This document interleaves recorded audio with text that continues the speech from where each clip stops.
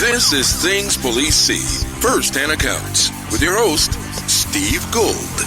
Hey guys, welcome to the podcast that interviews active and retired police officers about their most intense, bizarre, and sometimes humorous moments on the job. I'm Steve Gould. Thank you for joining us, ladies and gentlemen.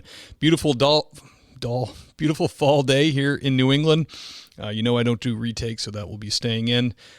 Spent about 8 hours today directing traffic, so I'm a little bit weary. I've been doing past guest Bill Broadway. Gave me I was getting a little soft, feeling kind of wimpy, so he gave me some kettlebell stuff to do. I mentioned it before, and I only do it like 2 or 3 times a week, but it does your entire body. So by the end of the detail, I'd just done it the day before. I was feeling like starting to sway. My whole body was locking up. So I'm glad to be here. I'm glad to be on my ass doing the podcast. I want to thank everybody for the recent 5-star reviews on Apple Podcasts. Please keep those coming. I love getting them. Makes me so happy when I see there's a new one. Once in a while, we'll get the law enforcement troll, someone who doesn't even listen to the show, and they just throw crap out there. So all the 5-star ones you guys are giving are really combating that, and I really appreciate it. Also, Patreon members, thank you. Patreon patrolmen and sergeants. If you really love the show and you want to show your support, you can do that on Patreon. Links in the show notes. The 2 levels, patrolman, sergeant. You get different things with each one. Direct access to me. It's a fun little, Facebook style feed you get access to, and I typically post like episodes a day or 2 early on there, and send you a vinyl sticker, and you can ask some questions. I'll give you, if you get sergeant level, I'll do a shout out for you. So if you really love the show and you want to show your support, that's where you do it. If you don't have the money or it's not in the budget, don't worry about it. The show will remain free. You can get it everywhere they have podcasts. So without further ado, I want to bring on today's guest. I'm very excited to have him. He was a police officer in Boynton Beach for 20 years. And he's big into the keto lifestyle, which when we started talking, I thought was the guy's got a really interesting story and career and war stories as well. But the keto thing, I think, is so interesting because I personally have used that in my life along with fasting. And this guy knows a lot about it. I can't wait to bounce some ideas or kind of share my story with him, see what he thinks, see if he can kind of confirm what I did, because it seemed to have worked for me. So without further ado, we have a 20-year vet of the Boynton Beach Police Department in Florida. He's retired now. He was injured while apprehending an armed robbery suspect. He was shot. He earned several medals for his efforts over his career. He used a ketogenic diet to combat health issues along with PTSD that he got while on the job. He's the owner of Keto50.com and Cops and Campers, which we will talk about. So without further ado, I want to bring on Mr. Eric Reynolds. Eric, thanks for coming on, brother. Hey, Steve. Thanks for having me, man. I'm really excited to be here. Dude, I'm pumped you're here. I when we started talking, I saw the name of your company, and I was like, Keto50. That's smart, because the keto thing, I feel like the keto thing is too attached to the Atkins thing. When you start telling people, like, lifestyle is the word to use, not diet, because the Atkins thing was kind of like a thing. I just eat bacon and cheese and I'll drop 40 pounds, and just when someone's body starts getting used to it, they pop out of it and they end up eating the carbs and gaining all that water weight and everything back. But for you, you've maintained a keto lifestyle and a carnivore lifestyle, right, to kind of combat health issues you have?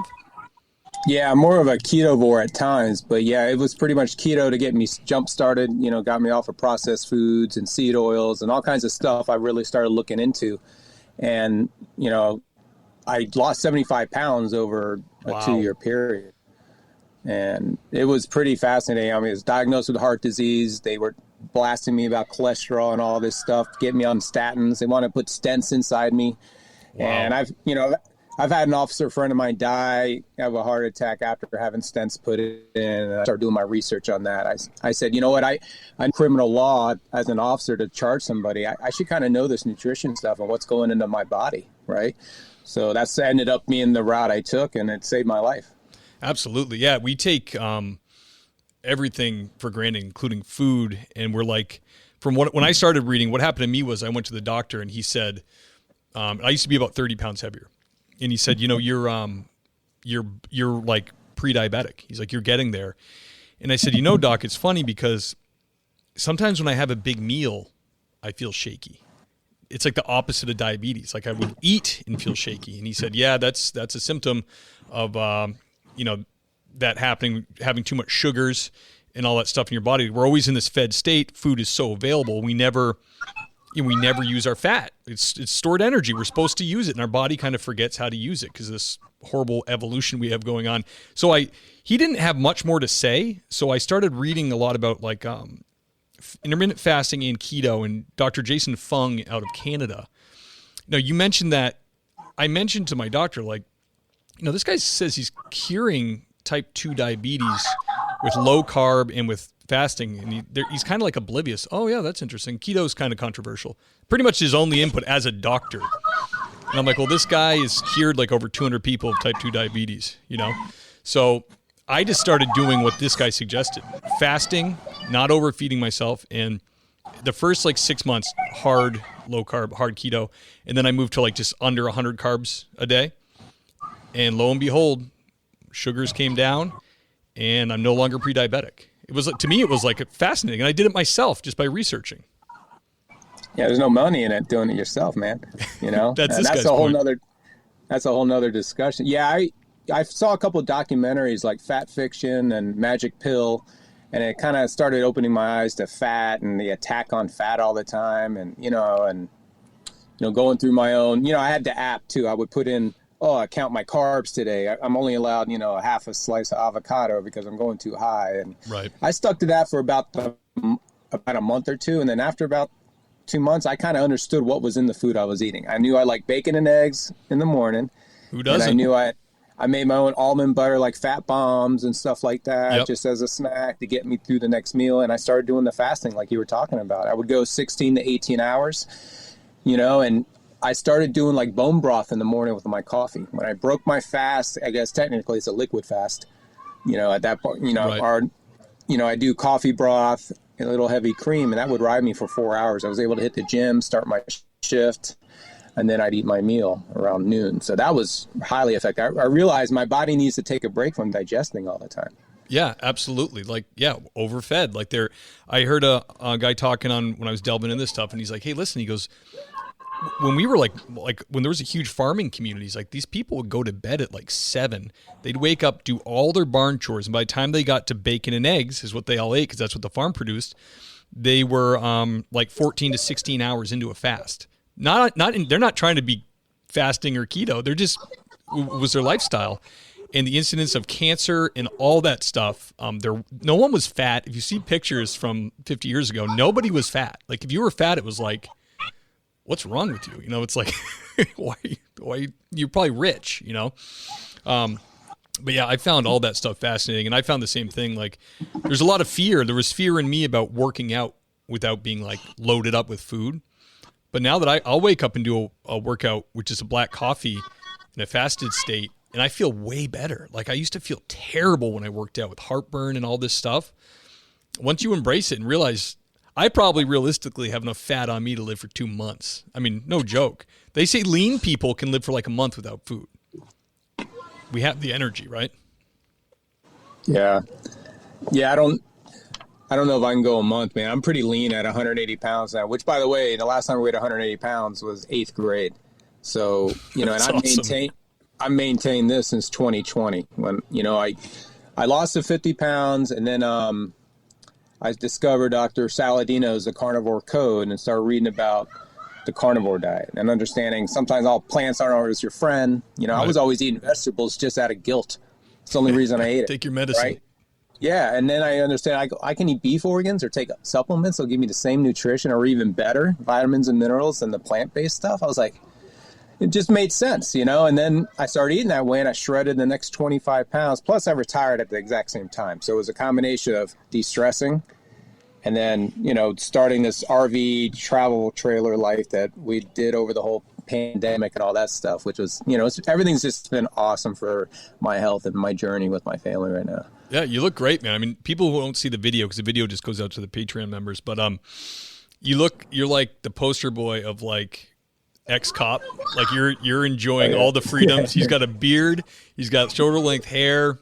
He's got the tats. You look like you're finally like indulging in life a little bit. Yeah, I feel like I'm ready for the Vice unit now. Yeah, exactly. Yeah, I remember the first time I saw a guy working deep undercover the back door of our police department. I didn't want to let him in because he looked like a biker. And he was like, I'm like, I got to talk to my supervisor. He's like, I get it. Don't worry about it. And then he came and he's like, Steve, this guy's been on the job 25 years, been deep cover. I'm like, oh, sorry. He looks like a biker. So, yeah. Oh, go ahead, Eric. No, I was just saying, it's been nice to do the opposite. I've been bald, pretty much shaving my hair my whole life and all that. And I was able to be free of private schools. And then, whatever, it's a career that, you had to have a certain look. It's just nice to say, hey, let my hair grow out a little bit. I can always shave it, so it's been nice.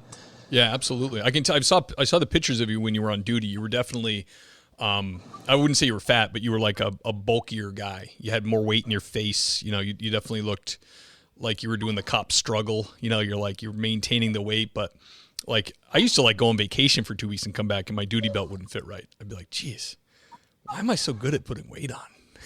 I know. Me too, man. I was right there with you. I was heavy. I was scared to take off my shirt my whole life. Yeah. At beaches. Not scared, but, I never felt like the way I wanted to be. I dealt with all that self-doubt and insecurities that a lot of people do, not just men, but women in general. I mean, I was there, man. I suffered through it. Now I'm like, I actually saw my abs for the first time. I'm like, hey, how you doing, man? How dare you? How dare you see your abs, Eric?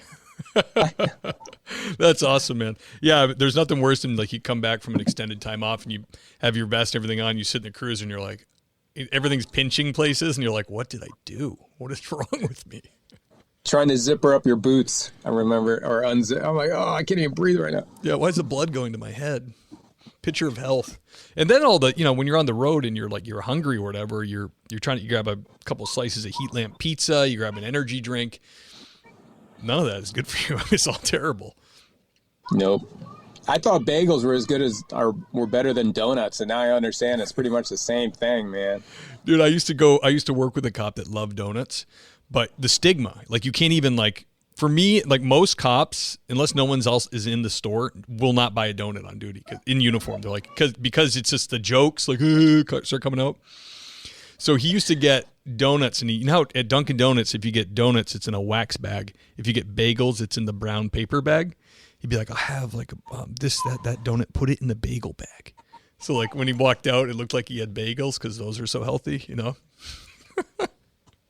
Yeah, not at all. That's awesome. All right, so 20 years, Boynton Beach, pretty busy department. Can you take us way back to the first first call that really got your blood pumping on the job? All right, so I was talking to my wife today about it, going over the questions. So I was like, all right, I was in FTO, my first phase. So I'm just passenger guy, right? Just riding along. And it was, we called it a signal. First, it came out as a vandalism to a car, windows breaking. And then one of our, another road unit pulled up, and it turns out it was a shooting where some guy was mad at his ex-girlfriend, stalked her. When she got into her car to go for work, he put 6 bullets in her, and we were the next car on scene. And I remember the smoke coming out of her body. I remember looking in the window, and wow. She was probably like a young 24-year-old pretty girl, and next thing you know, everyone starts showing up at Cavalry. We're about a 180-man department, roughly, give or take the years when the city wants to invest in us or not. So right. And then I was in charge of the witness list, and I remember writing everything that I possibly could, like lieutenant comes in, bounces out, comes in, and I'm like, will you just stay in or stay out? Stop. I'm trying to keep track of all this. Yeah. And it was sad. The boyfriend ended up going down to Opelika, and he ended up killing himself, and it was a wrap. Damn. And it was sad. And then it came out that we had an officer go by there one time, and he didn't do like they said he could have done more with it, because she was saying, I'm being stalked. And this is like 2002 or something, when the stalking laws maybe weren't as strict as they are now. Right. All it was a boyfriend bothering her. And we had 1,000 of those type of calls. And this is one where it ended, unfortunately. And now they start, families looking, oh, you guys should have done something. didn't commit a crime yet. I mean, what are you supposed to do unless, Right. you know what I'm saying? It was just one of those, that guy had it in his mind and that's what he did. And it was terrible, you know, but that was the one I remember right off the bat going, wow, welcome to police work. And it was on the news and I recorded it, you know, cause I'm like, oh, I got to record my first big caper, you know, and now I don't even look at it. It's already ingrained in my brain. So Yeah. That's unfortunately right. So was this, when you were done with this call, was it kind of like I got my first like really bad body out of the way, bad shooting? How did you feel about it? I had done a civilian job as like a traffic, we call them community service officers. So I had done that job I worked with traffic units. I just did accidents and I helped with traffic. It was a way to get my foot in the door. Right. And so I'd seen some dead body calls helping out THI and stuff like that. So it wasn't really, and my mom's a retired homicide sergeant from Miami-Dade County. So I've seen plenty of pictures by the time I was 12. So. Oh, jeez. She was really sharing them with you young, huh? It was just the book she had. I mean, she was a cop in the late 70s. Like when a murder book? Cartels. Yeah, she didn't have books or anything. It was just, I was surrounded by law enforcement guys and she was in homicide. You know, and she would just tell stories with, she's dating other cops. What do you think they talked about, right? So I just sucked all this stuff in, you know. Plus, the 80s, you could watch horrible movies and nobody thought about it much. So I think I was desensitized. I was ready for it. That's so true, dude. Like I see some of I'll rewatch for fun and nostalgia, like some of the old movies, like The Gate and like Poltergeist and werewolf movies. And they're like so gory. They're so over the top. Like, I mean, it's like almost animatronic, like puppetry, but still. Like I was watching that stuff when I was like 8, 9 years old. And then I remember my uncle, who's like a trucker, great guy, heart of gold, but like very rough around the edges. He let me watch like a Death Wish movie. And my dad was like, my dad came to pick me up. He's like, what'd you guys do? And he's like, my dad was a cop. So my dad was like, it was like a Johnny Cash song. My dad was straight edge. My uncle was like, kind of a renegade. And he's like, well, we watched the new, is it Remo Williams or whoever it was? Charles Bronson. We watched Charles Bronson movie. My dad goes, what? He goes, I go, don't worry, Dad. During the rape scene in the parking garage, he had me cover my eyes. And my dad was like, get in the car. Never coming over here again.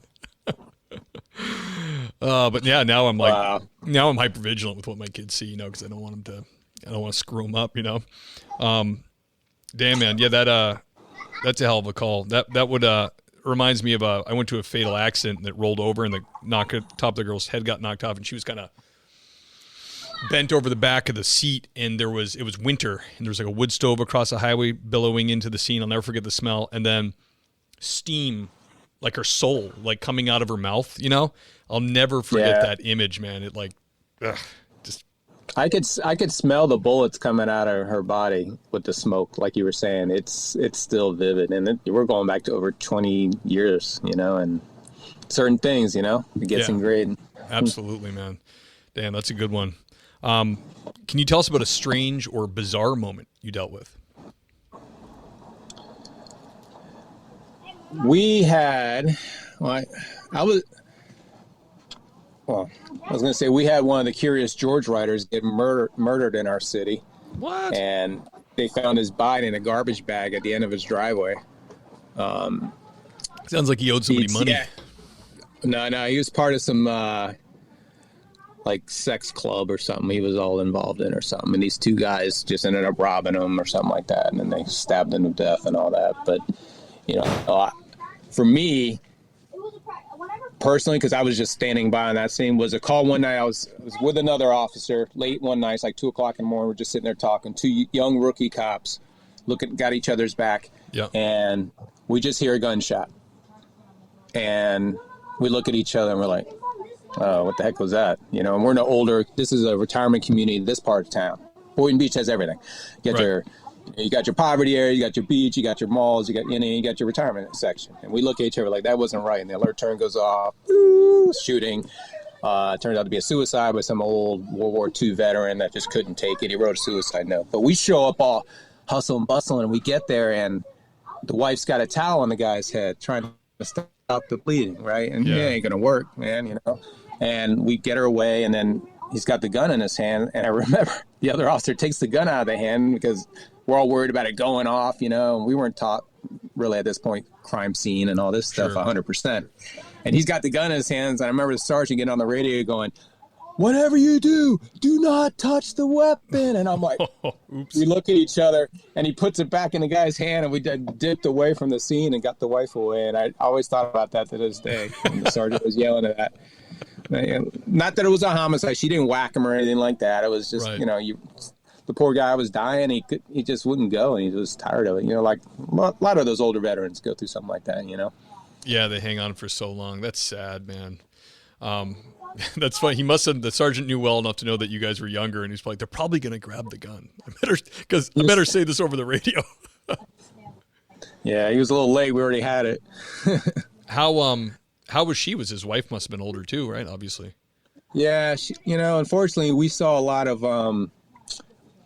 elderly go down there retire. So we all, I remember rolling over my first elderly person in FTO to look for stab wounds in the back just to get your hands dirty. That's what we were doing back then. Right. Now it's like let other people come in and all this, and it would always be sad, and then I had to evidence list, this is where I'm going to go on my farmer rant. I would go through the evidence list of having to fill out all these prescription drugs, like bagfuls. Yes. My hand would cramp up writing these names of prescriptions, right? And I'm like, this guy didn't die of no heart attack. I'm like, this guy died of all these pills, and I used to just joke about it, because I'm like, nobody should be taking these pills, Right.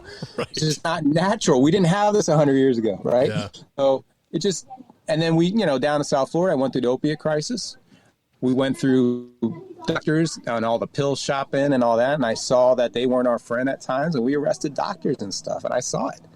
So, all that kind of plays into the whole, like why I was so hating the whole, the pills back then. Because back then we did a lot more hand, paperwork, writing stuff out.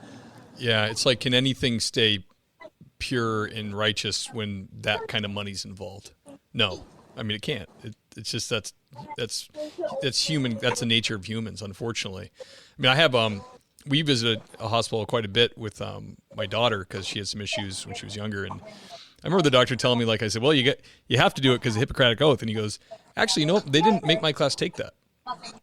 I go, really? I thought you guys had to take that do no harm thing. He's like, no, he's like, we didn't do it. I was like, that's kind of screwed up. Are they not doing that anymore? That's like us reading Miranda. We don't have to every time unless we're questioning. Right. But people think you have to. Yeah, exactly. So they're not even doing that oath at all. Yeah, it's not cool. I mean, to your point, I'm 42, and the times when I go to the doctor, and I don't go that often, but I'll go for physical now and then, and I've had them say, like, over the last even 5 years, they'd ask for what prescription meds I was on. I said, I'm not on any. And they're like, oh, good for you. I'm like, really? I'm like 38. They're like, oh, everybody's on something. I'm like, really? I think they push. I mean, even with kids that are like I was a hyperactive kid. My uncles will say, like, you were an asshole. But my parents will say, like, you were just hyperactive, I probably would have been on, like, ADD medicine. They probably would have been like, rather than like seeing, oh, I have a little boy here that like has a lot of energy and should probably do more physical stuff during the day than sitting for 7 hours in a school. Maybe that would probably be better. And I did get into sports, which, helps you out. Rather than do that now, they just met them up. They start putting them on stuff to kind of just, I don't know, to make everybody's lives easier except the kid. Like, calm this kid down. Give him some pills so we can get back to our lives, It's awful. Yeah, that way of learning is also new. We haven't been doing that throughout the existence of mankind. We've learned through our elders, our parents. You learn life skills. You're running around all day. I saw that in my son. We homeschool. We've been doing it since 2018. I pulled him out of first grade because we were like, not for any agenda stuff. It's just for him. He isn't, like you said, active. He's a warrior type kid. He likes to do Ninja Warrior. He's got, like a dog. You got to run in the park for a little bit to get him to calm down. Absolutely. And then he can focus, and then he can read and at his own pace. And there's no So anyways, not to get on rant on that, we went to one homeschool meeting. I met some of the kids and started talking to them. And I've talked to a lot of kids, especially when I did some of the community outreach programs. And these kids got it. They were like really intelligent. And I go, all right, let's try it. We can always put him back in. And he hasn't been back in since. And it worked out on this travel life. You know, this is what his learning is. We saw 5 Great Lakes last summer. He got to swim in it, touch it. We got rocks. You know, you can see it on a video. You can see it on a video. You could see it in a book. You know, he saw it, and all he's got to do is write about it, you know, and that's learning, you know. And absolutely. That's so awesome, true. man. When we started doing homeschooling, I was the first one to be like, what is that? Like, is this going to be like, I don't want to have the weird kid, you know? And then when we started talking to other people do it and then saw that there's actually communities of that, because the first thing they do to you is so your kid won't be socialized right. They'll be screwed up. Not true at all. And like you said, this way of schooling is new in the course of history. This isn't normal, and it's like, and now it's completely controlled by the government. So people who push against it are kind of rag on me. I always say, hey, if anybody's going to indoctrinate my kids, it's me. They're going to have my ideas and my values and what I believe. And believe me, my wife does a lion's share of all of it, and she's much smarter than I am, so she handles it fine.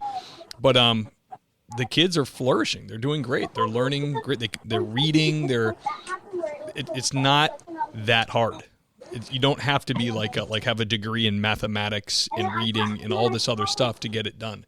And I think the results are great. We're along the same lines. In 2016, we rented our house and got in a camper, went across the country for 40 days, had no job lined up, got to Southern California.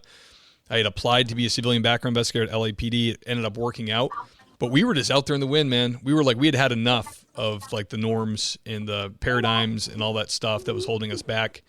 And we just did it. And it's the best thing we ever did. It just kind of change your outlook on what's good and what's normal, you know?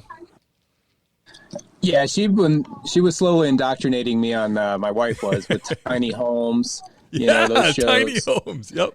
And then tree house shows, and then it was like, all right, get out of here. And then I found my brother, you know, the cop brother, through DNA, and he'd already been camping for like 10 years. And we ended up renting a camper on the beach, and he was there, and he talked to me about it. He's like, man, this is a pretty dope way to live. You have the same bed, same kitchen, same everything. You just have a new view every time you open the window. It's the woods, it's the oceans, it's the Great Lakes. It's been amazing. If you're gonna get rid of stuff, we like George Carlin said, we have more stuff than anything. Yeah. You know, and we have storage for our stuff, and then you got stuff here, you got stuff there, you got stuff everywhere. You know, it's crazy. Absolutely. Yeah, we did that. We did a big purge, got rid of everything. And then 4 years later, we're back in Mass, and I came back. Kids are getting older. My parents are getting older. We wanted to be closer to family, and we got reestablished, got a house, and we have so much crap. It happened like that, and we're pretty minimalist, but it's bad. It's bad. I have a garage we don't put a car in. It's like just for things, you know. I'm like, damn, that slope is impossible to avoid. Yeah, we go through it all the time. It's like, well, we just can't fit it in the camper. I mean, we have two freezers in here because we're heavy carnivores, so you know we got a lot of meat that we live off of. So that's better to me than some nice little table that looks nice, you know. So we make it work. Absolutely, man. It's a beautiful thing. I'm glad you guys are doing it. That's so cool. I love it. We still harken back to it all the time. We look at like we watch the tiny house shows or just like YouTube channels when people are on the road with their family, and we're like, man, if you can swing it. There's some IT guys doing it that are like they're making a couple hundred G's, you know, from their camper. I'm like, well, that's not me. My brain is not that big. But if you can make it happen, it's awesome. Yeah, we worked on a farm for 3 months in northern Pennsylvania for all of July, August, and September, and I learned how to drive tractors and skid steers. I was chasing bulls around, and we slaughtered animals for food. It was like an eye-opening kid. I'm a suburban kid from Miami, right? So I never seen anything like this. Yeah. And it was wow, you know, and you really see where the food comes from, where it comes from, and how hard you got to work at it and what goes into it, so you can kind of gauge, you know, this was almost a 500-acre farm. It was a lot of work. And I got my farm boy workout in. It was really good. It was good. No wonder there's country boys. I remember playing football down in Miami. We would go play boys from northern Florida. Mm-hmm. Man, they would push us around like we were strong nothing, man. They're just strong, man. You know? That's where it comes from. That's what I love about those the kettlebell stuff. Bill has me doing is it's all core. It's like all like big muscle groups, and just doing it after a few months, everything gets stronger. You just feel stronger all the way around, and that's what those guys are doing. They're using their whole body all the time. I was going to ask you about, do you do any what is your fitness routine? Well, depending on if I'm on a farm or not. If I'm not on the farm, I do have one typical memberships to certain gyms, and I'm able to go in there. I like it. I don't need a gym. Sometimes I like to get away. We are living in a trailer. Right. It's based on the size, and it's a nice breakaway. I like to get back out there into society, just to take a little, see what's going on, feel the pulse, and see how whacked out people are or what's going on, Yeah. And then I'll come back, to the campsite. But usually I got weights with me. I got a whole routine of doing Stuff you can do on your own. Resistance training stuff where you can work out for 20 minutes, but you're pretty much doing one set to fail it, and you can work a whole body workout, like 8 different exercises, and you just blast your body. Yeah. And then you need 2 days to recover, and it's really good, especially for a lot of the older people I come across that haven't worked out in a long time. It's a good way for them to get started and get their body, like you were saying, my core, I never realized how weak it was. Yeah. I never realized it was that weak until I started trying to work on it. And it's still not. You can't make up for 50 years of not working your core and then all of a sudden expect it to be right. Totally 100% as strong. I'm a little crooked. I can feel it, like, from injuries and stuff like that. You can see it now. Yeah. Especially you're like, you get those. Everybody my age, you get in your 40s, you start having those phantom like lower back. Ooh, what was that? It's like, you're like almost gelatinous down there. Like you've done nothing but stand up and sit down. Why would you expect that to be, a good rigid support for your skeletal, your body? What did you kill on the farm? We didn't kill. We call it harvesting and slaughtering. We would do a bull, a pig, and there's some other rodents that kind of interfere with when you're trying to worry about crops. I don't want to make people all sad, but they're varmints. Yeah. Yeah. Well, you got to take care of it. You got to protect your sources. Yeah. So harvesting, and what was the other word you used? Harvest. Slaughtering. Slaughter. So it takes the edge off if you don't say kill. Well, we had our first round of meat chickens here. We have like a little 4 acres in the woods in Massachusetts, on Western Mass. Okay. And watched all the videos, and we had like 20 meat birds, and I was like, I bought the cones and everything, and man, it really gives you an appreciation for what people used to do on the daily. Like you're taking an animal's life so you can live. It really gives you an appreciation for the animal, and you get to raise them in a nice environment where what they're eating.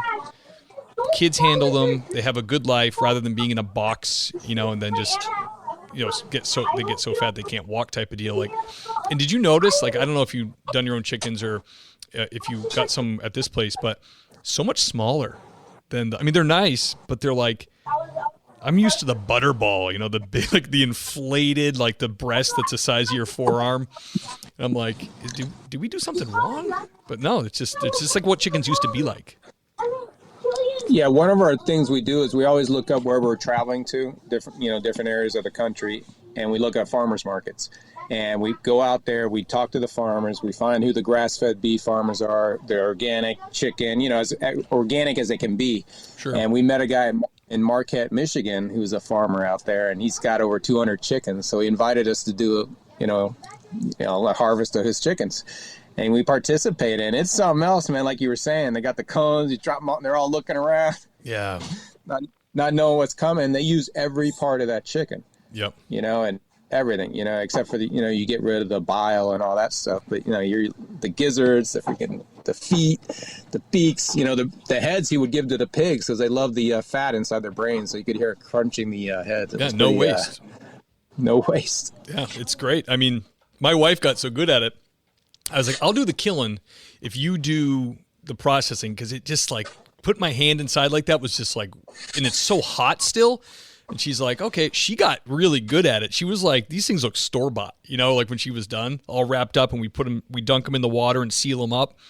Things are fantastic. Once you get going, it's doable. But like my big thing was I didn't want these animals to suffer. So I looked up. I really wish I had somebody there who was like, hey, this is how you kind of nick the right spot in the neck, and they don't minimal suffering. Right. I couldn't tell what was suffering or what was nerves, and so then I'm like, you know what, that's it. I got to do this right. So I have the chicken's head, and I just take the head right off in the cone, and I'm like, that was too hard, and it hops out of the cone, and now it's running around, and my wife's like, ah, it's like, it's just good learning experience. And folks, when you're walking down the grocery aisle and your mouth's watering for that meat, you should. It's healthy to know where it comes from. I don't think it will deter you, but you have a lot better appreciation for what you're eating. Yeah, it was a great. We've worked on 3 different farms now and helped out a pig farm, a chicken farm, and now the last one was a beef and pig and vegetables and all that. So, like I said, I got to drive a tractor. That's great. That's crazy. Dude, I have a tractor. I have a little Kubota tractor. It's like, if anything can be done with a tractor, I use the tractor. I'm like, I gotta look. I'm not carrying that bundle of wood. You get the diesel tractor out. And it's fun, man. Absolutely. And you're doing this stuff. You're building skills for now. Now, when you go to the new farm, you can say, hey, I've done X, Y, and Z. So you're actually going to be useful. It's not like, hey, you got to show me like I'm starting at 0. You've done some of this stuff now. So that's really cool, man. There's a network of farmers out there. If you can find the right communities and meet people that are always looking for help, you can work weekends, you can help out during the week on your off days, and you can trade it for food and stuff. So it's a good way to get to know the job and the farming, and also know what you're putting in your body. Yeah, absolutely. Eric, can we talk about your most intense or terrifying call? I'm guessing this is going to be the shooting you're involved in. Yeah, I mean, I was talking to my wife too. I was like, yeah, that's got to be it. We had other situations, but this is the one. This is like I joke around. I go, this is like my Super Bowl of police work at this time, because I was in it at that point. Right. And you don't want that day to happen. You always prepare for it, but it was intense, man. Yeah, so like you said, you get a lot of calls that dead end or don't end up being that call. But so you get that call and you're chasing an armed robbery suspect. You must be thinking like, oh, this is it. This is how is this going to end type of deal. Well, being a bank robber, I caught a bank robber once before with the whole unit. We all surrounded some guys and stuff. That was pretty cool to be part of that. But this one, I didn't even know he was a bank robber really until he crashed and started shooting at me. It kind of matched, Yeah. I guess this is him. Or, you see so many times where the car you're chasing isn't the car that's wanted for the crime you may be investigating. So this guy had a handicap tag. The car was similar. It wasn't a Crown Vic like they said. It was a Lincoln, but it was red with a white top. So, and everything else kind of checked out, and then when he stopped in the middle of the road, I just thought it was an old timer, not knowing what he's doing. Yeah. And turned on my lights, and about 2-3 seconds went by where I'm just sitting there waiting for backup. I thankfully I didn't rush it and walk up to the car thinking your car matches a description of a similar, Yeah. He would have gunned me down right then. So brief chase happens. He crashes, opens his door. I'm thinking he's going to run, and all of a sudden that's when he started shooting. Damn, what was he shooting you with? A handgun? He shot me with an HK handgun, a 40 caliber. That's what went through my foot. Oof, that's a hell of a round. Yeah, it went off my. Also, I got nicked off my right shin, but that didn't knock me down. Luckily, it just grazed me. If it would have hit my shin bone, it would have shattered my shin. And I would have probably been laying there on the ground or something. But, yeah. So you're making the approach to the car. Is this once you got back up there? Officer Monroe and I both kind of, when he crashed suddenly, making a left turn, he took the turn too tight, and he hit a car coming to the stop sign that was coming the other way, and they both kind of came to a sudden stop. So we're expecting him to go to 95, which is about maybe 3-4 blocks away. That's I-95, the big highway. That's what they like to do, get us on a big chase. And people were setting up with stop sticks and all that stuff, and he crashed, and then all of a sudden we're like, oh, I don't want to roll up too tight, and I stop my car. Sure. And Monroe passes me because he's on my tail. He goes to the right, and on my camera you can see him and the bad guy exchanging gunfire through the car, and I'm off to the left, and then I ended up firing rounds, and then we got together and ended up putting 38 rounds into the car. The guy never got out because he couldn't get his door open from the impact of the crash. Gotcha. So all we saw was a black hand with a black handgun, and you saw the muzzle flash. Damn, man, that's scary. And then you got to go. Then you got to approach. It's like, is he? Obviously we probably got him, but is he dead? Is he like taken out of the game, or am I going to approach and then is he going to come back to shooting? I mean, how did you decide who does that? Well, we're both next to each other shooting, and I remember I never counted rounds. I wasn't one of those guys that you see in the movies, and I knew I had probably about 17 or 18 bullets in my magazine, to tell you the truth, Right. And I'm shooting, and some told me, I do qualify and I do shoot when I can, like most cops, and some told me, dude, you're about to run out of bullets. And I looked at my slide, I went right back. Probably the best transition from my pouch right back in again. Yep. And I was back in the fight, and everything slowed down just like they said. I didn't hear any of the sirens. It was just like, it's just like they say every time a guy's gone through something like this. And we finally got next to each other. We're approaching the car, and you can see him trying. He had a stovepipe. He's trying to clear it out. Oh. And we just unloaded another series of rounds, to stop the threat with verbal commands. We're telling him. Yeah. And that pretty much ended it. SWAT guy tapped me on the back. He had a rifle. And he's like, hey, man, we got this. I start backing up, and then it hits. I'm like, oh, what's going on with my foot, Oh, you didn't even notice? Nah, it was one of those adrenaline dumps to where you're in the fight, and it was very, very primal at that point. Right. Yeah. You have a major dump of adrenaline going. You're wired at this point. Yeah, it's one of the things why I ended up suffering from PTSD, because you go to a place that you haven't gone to. I never went there in my life. I played football. I've been in car accidents and stuff like that. This is a whole other realm. This is life and death, fight to the death type of situation, and it brought me back to think what the medieval guys are going through. Yeah. Like there's a guy with a sword, you got a sword, you got to take that dude out. That's what I felt like. Absolutely. Yeah. I think it was Louis C.K. had a bit about how we never get to that zone anymore as people. He said, imagine you went to the bus stop and just a lion came out and just started chasing your ass. You'd be running faster than you ever ran in your life, Absolutely, man. Damn, man, that is intense. And after that, I'm sure they show up and they zip up the scene and they, need your gun for examination. Do they issue another gun right away? So I remember I went to the hospital. They took my gun belt off, took my shoe off, and I'm seeing the bullet hole. Luckily, it missed my big toe, but it kind of went all in the inside of it, like a straight line, and tore up a lot of the inside of my arch a little bit.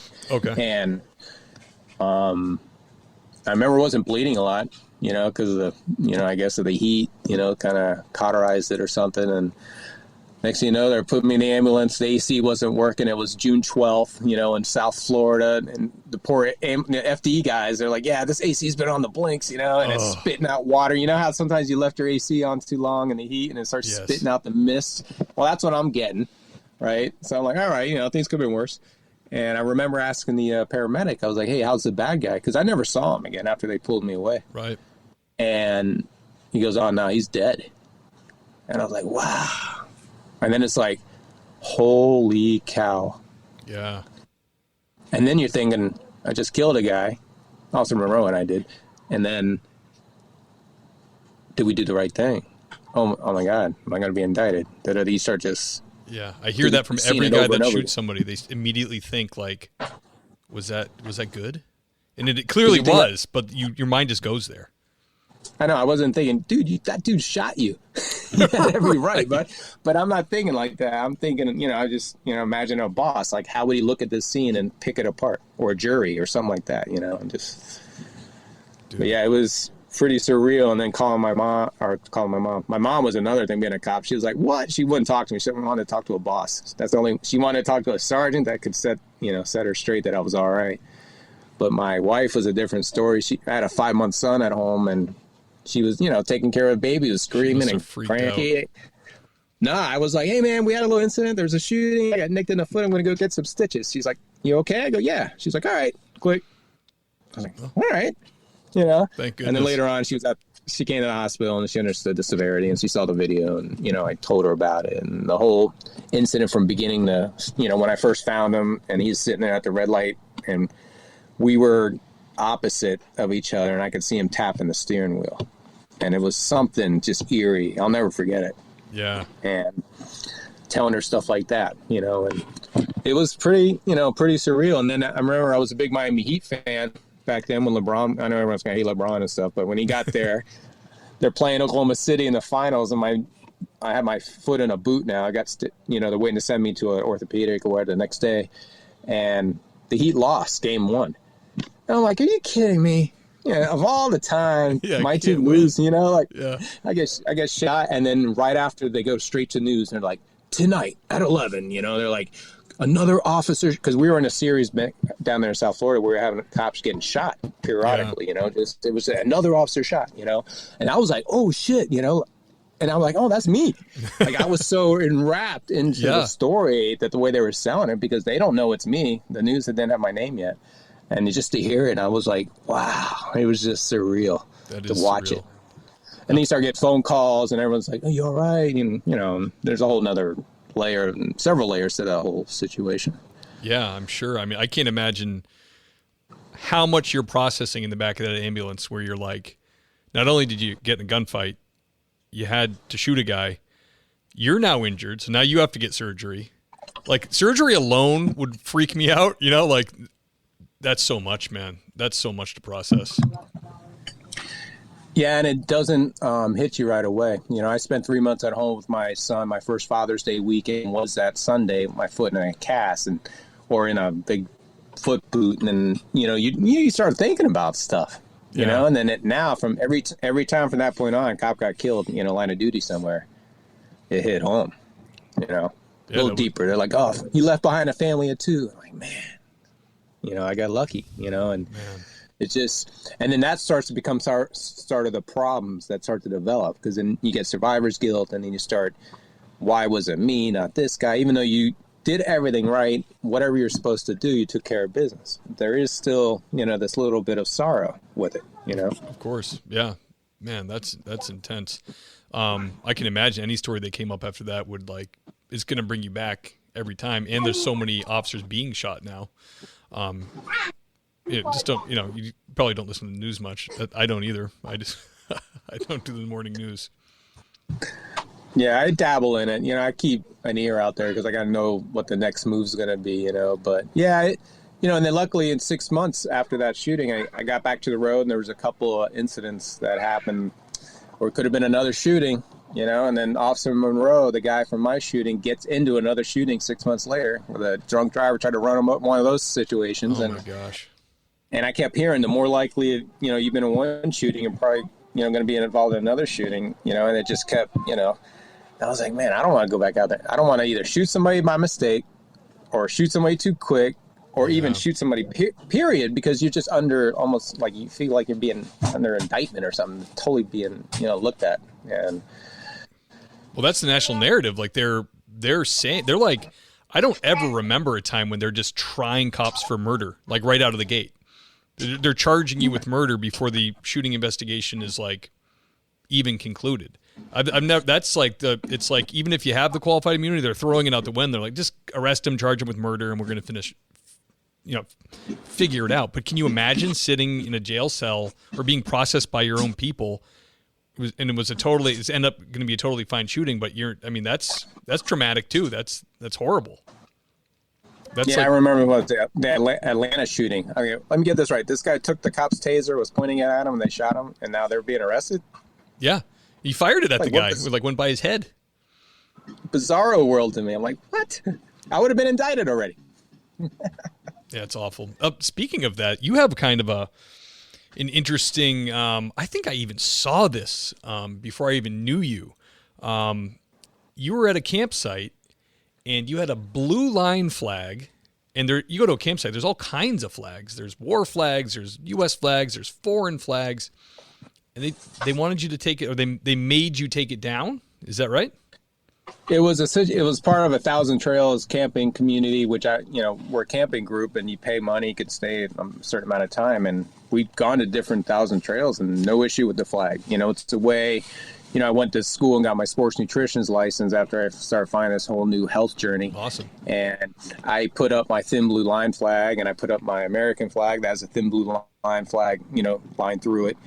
And that would help me meet other cops or veterans or firemen. And you just break the ice, man. And you start talking. I start talking about health and like, hey, I'm 50 at this point. I was like 50 years old. I go, man, I lost 75 pounds. My A1C was 5.1. Like, I can help you. I don't charge at this point. I'm just trying to help these guys. Right. Yeah.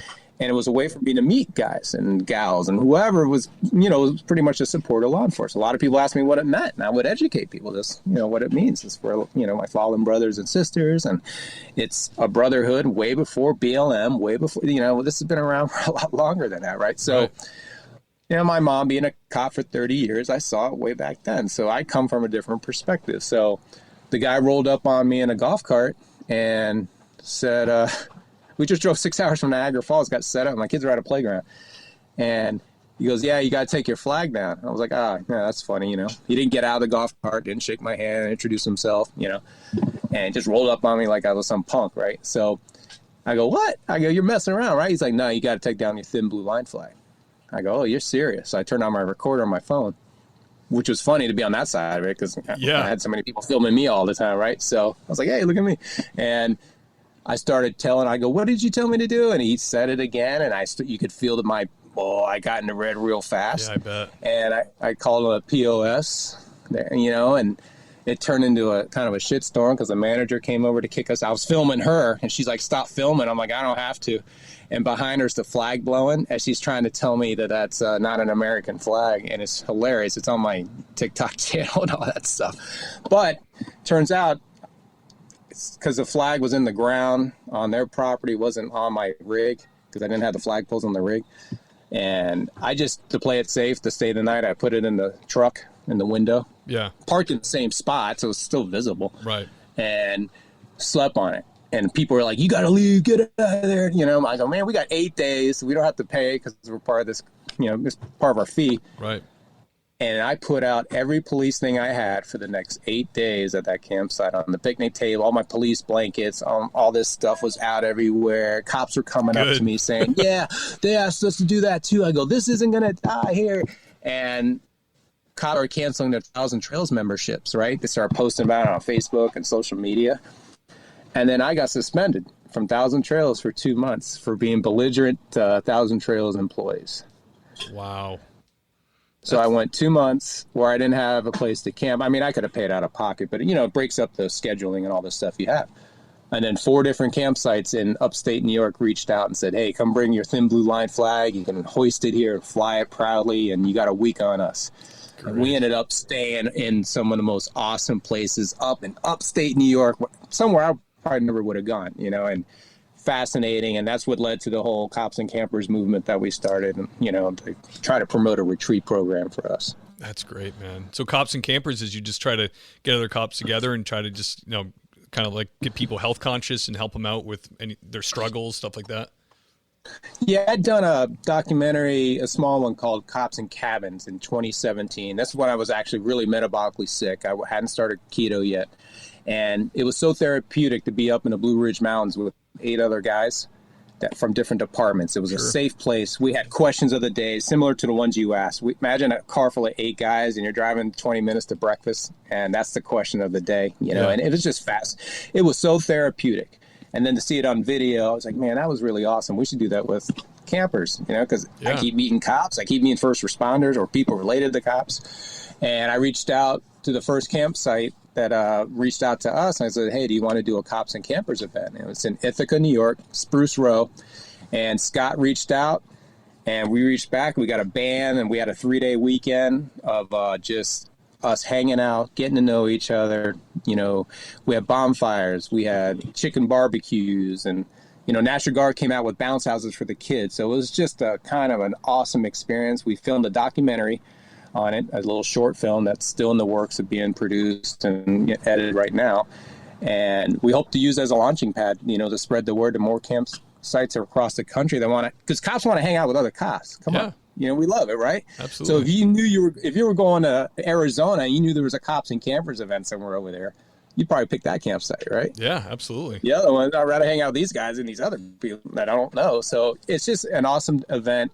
And that's where I talk about diet and how much that helped me with my PTSD. Because when I got my body not inflamed anymore, it really did help my brain.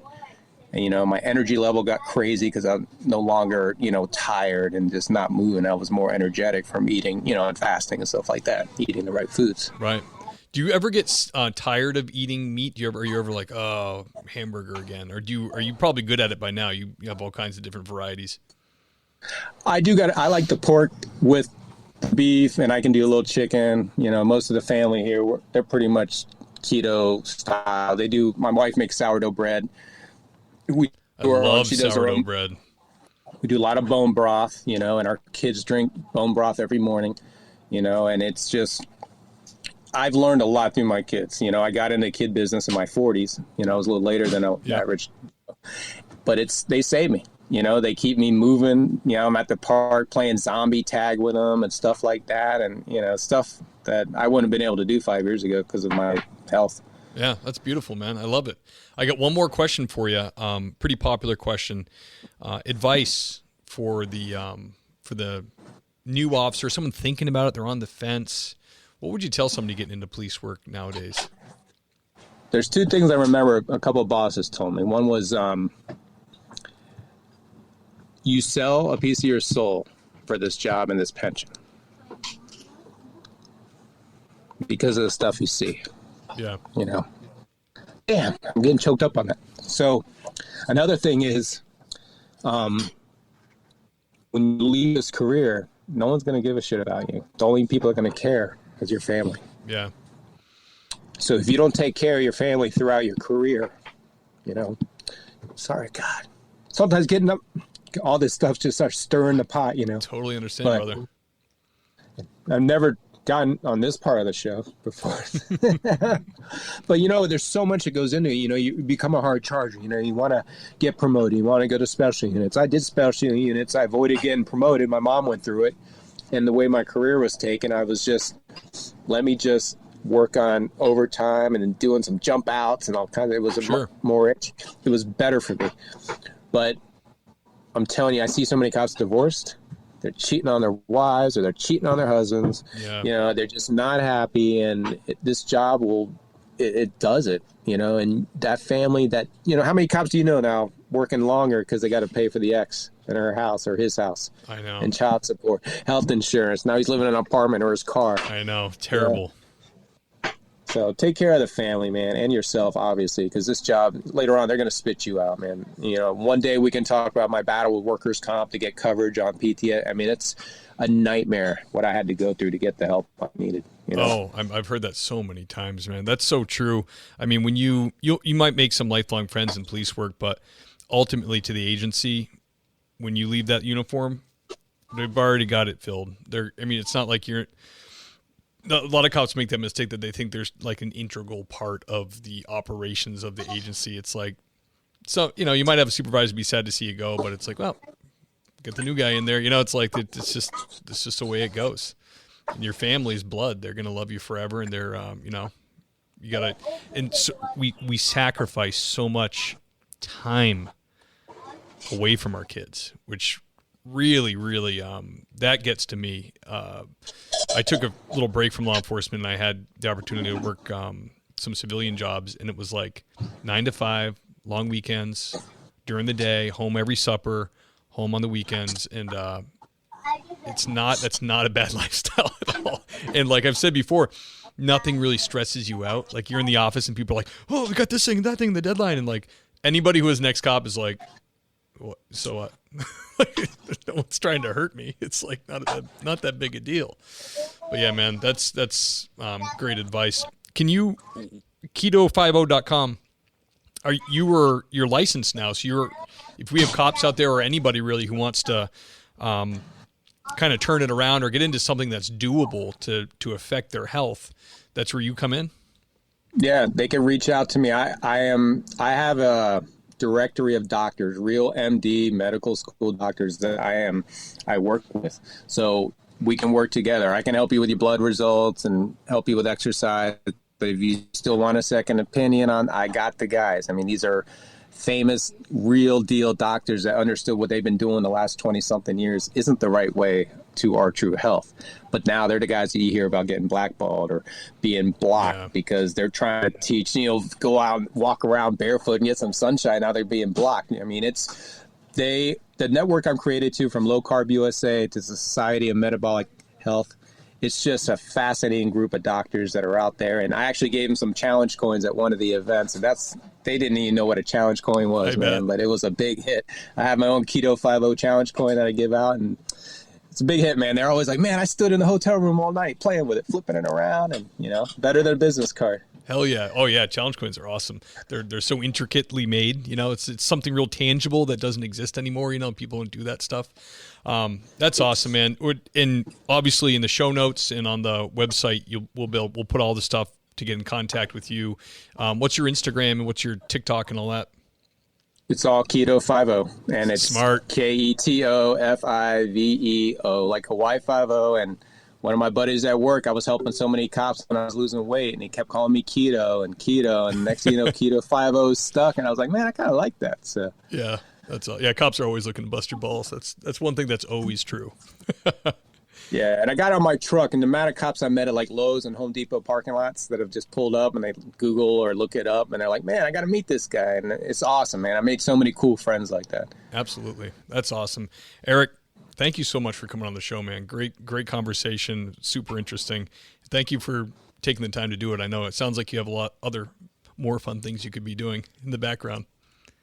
Yeah, because it's almost dinner time, so we're gonna make some. We got some pork loin tonight, and we got some ribeyes. Ooh, living good, living large, brother. I love it. So, all right, man. Hey, I got to send you a coin, so I'll get your address online. I'd love that. Hey, I'll do the outro, and then can you hang on for 1 second in the green room? Yeah. Awesome. Guys, the great Eric Reynolds, great conversation, really, really awesome stuff. He's really taken care of himself, turned it around from a tough situation like so many cops face to really thriving and killing it, man. I love to see it. It's awesome. Thank you for the 5-star reviews. Please keep them up on Apple Podcasts. I'll never stop asking you for that.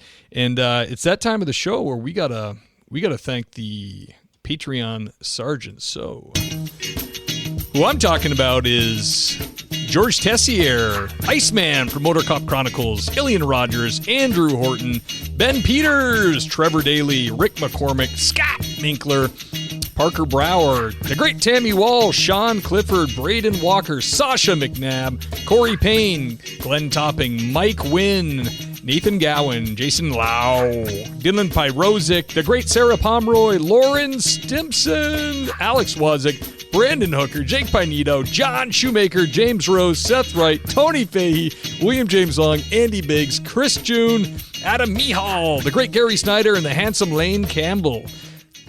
Thank you, guys. I'm glad that I have such a list to read. Unbelievable. I love it. If you really want to show your support, go to Patreon, join that community. And that's what I got for you this week, guys. And I'll see you next time.